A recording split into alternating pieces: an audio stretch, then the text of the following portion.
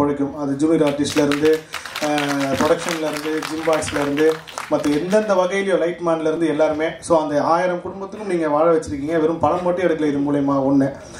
ரெண்டாவது வந்து இந்த படத்தை இன்றைக்கி நைட்டு இவர் இந்த ஒரு ஆடியோ லான்ச் நடந்து சந்தோஷமாக போய் தூங்கணுன்னா அது பத்திரிகையாளர் கையில் மட்டும்தான் இருக்குது.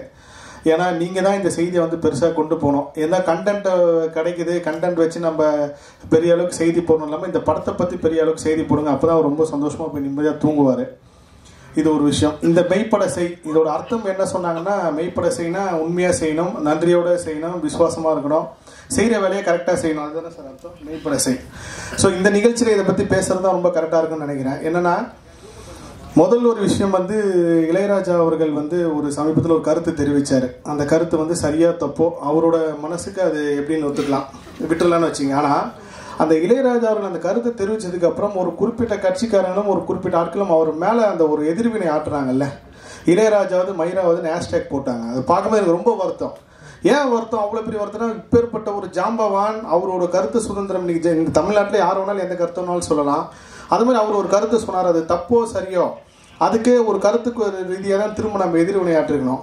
ஒரு குறிப்பிட்ட மக்களும் ஒரு குறிப்பிட்ட கட்சிக்காரங்களும் அதை வந்து அவ்வளோ வன்மமாக இளையராஜா பேசும்போது தமிழ் சினிமாவில் ஒரு நடிகர் நடிகைகள் கூட அதுக்கு ஒரு வருத்தமோ இல்லை ஒரு கண்டனமோ, ஒரு இளையராஜாவை இப்படி பேசாதீங்க, அவர் எவ்வளோ பெரிய ஜாம்பவான், எவ்வளோ பெரிய மேதை, இசை மேதை, தயவுசெய்து கருத்துனா கருத்து ரீதியாக எதிர்கொள்ளுங்க, இளையராஜா அப்படி பேசாதீங்கன்னு ஒரு திரைப்பிரபலம் கூட கண்டிக்கலைங்க. அது கமல் சாராக இருக்கட்டும், ரஜினி சாராக இருக்கட்டும். ஏன்னா இன்னைக்கு ராஜன் வச்சுட்டே தான் நான் சொல்கிறேன். ஏற்கனவே சினிமாக்காரங்களை திட்டும் போது மற்ற சினிமாக்காரங்க அமைதியாக இருந்து தான் இன்னைக்கு ப்ளூ சட்டம் மாறன்னு ஒரு ஆள் வந்து இன்னைக்கு இவ்வளோ சினிமாவை கேவலமாக பேசுகிறேன்.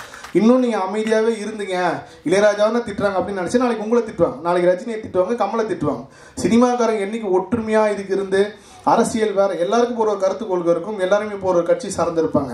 அந்த கருத்து கொள்கையா விமர்சிக்கிறத விட்டுட்டு ஒரு தனிப்பட்ட வன்மத்தில் இளையராஜா ஒரு பக்கம் என்னன்னா இளையராஜா ஜாதியை வச்சு திட்டுறாங்க, இன்னொரு பக்கம் என்னன்னா இளையராஜா மயிரா ஹேஷ்டேக் போட்டு வன்மத்தை கேட்கணும். இது எவ்வளவு பெரிய வருத்தமான விஷயம். இது தயவு செய்து எல்லா சினிமாக்காரங்களும் இந்த விஷயத்துல ஒற்றுமையா இருந்து இளையராஜா சொன்னது சரியோ தப்போன்னு பேசணும். ஆனால் ஒரு திரையுலக ஒரு ஜாம்பவானா இந்த மாதிரி யாரும் வன்மமாக பேசாதீங்கன்னாலும் ஒரு அறிவிப்பு கொடுங்க, ஒரு கண்டனம் சொல்லுங்க. ஒன்று.